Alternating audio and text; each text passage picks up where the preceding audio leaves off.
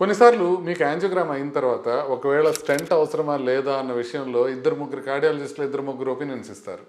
Second opinion తీసుకున్న తర్వాత మీ నిర్ణయం ఇంకా కష్టమయ్యే అవకాశం ఉంటుంది. ఎందుకంటే ఒక ఆయనేమో యాంజియోప్లాస్టీ చేసుకోవాలి, స్టెంట్ వేసుకోవాలని చెప్తారు. ఇంకొక ఆయనేమో యాంజియోప్లాస్టీ అవసరం లేదు, స్టెంట్ అవసరం లేదు, మెడిసిన్ సరిపోతాయి అని అంటారు.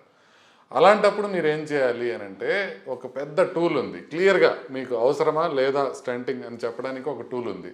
అది వాళ్ళు తెలుసుకుందాం. దాన్ని ఎఫ్ఎఫ్ఆర్ అని అంటారు. ఎఫ్ఎఫ్ఆర్ అంటే ఫ్రాక్షనల్ ఫ్లో రిజర్వ్ అని అర్థం అనమాట. అంటే ఏం చేస్తారంటే ఇప్పుడు ఫర్ ఎగ్జాంపుల్ మీరు ఒక పైప్ ఉందనుకోండి, గార్డెన్లో వాటర్ పడుతున్నారు, దాన్ని మీరు బటన్ వేలతో నొక్కారనుకోండి, నొక్కితే ఏమవుద్ది, ఆ ప్రెషర్ తగ్గిపోతుంది.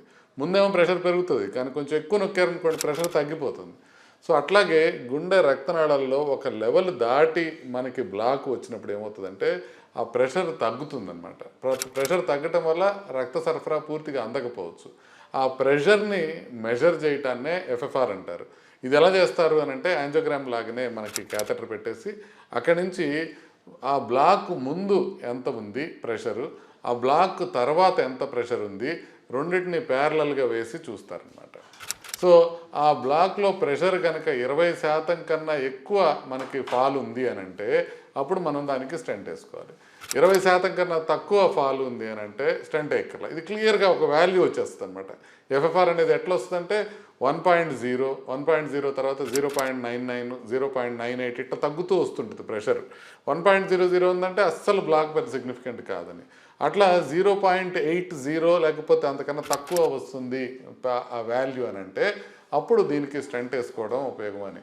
సో ఎందుకు అని అంటే ఒకవేళ కనుక 0.80 పైన కనుక వస్తే నెక్స్ట్ 5 ఏళ్లలో 1% మాత్రమే హార్ట్ అటాక్ రావడానికి ఛాన్స్ ఉంటుంది అని. అదేవిధంగా మీకు కనుక అది పాజిటివ్ వస్తే మీరు చేసుకోకపోతే ప్రాబ్లం వచ్చే అవకాశం ఎక్కువ ఉంటుంది అని. సో ఇది మనకి క్లియర్గా ఉంటుంది అనమాట.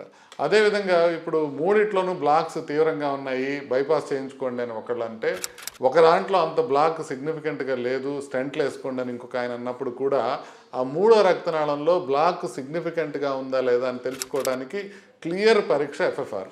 సో ఇప్పుడు మీకు సెకండ్ ఒపీనియన్లో కనుక డాక్టర్స్ ఒకటి ఇది చెప్పినట్లయితే, డిఫరెంట్గా చెప్పినట్లయితే అప్పుడు ఈ పరీక్ష గురించి అడగండి. మనం పల్సాట్ సూపర్ స్పెషాలిటీ హాస్పిటల్లో కూడా ఎఫ్ఎఫ్ఆర్ అనే పరీక్ష రొటీన్గా చేస్తుంటాం.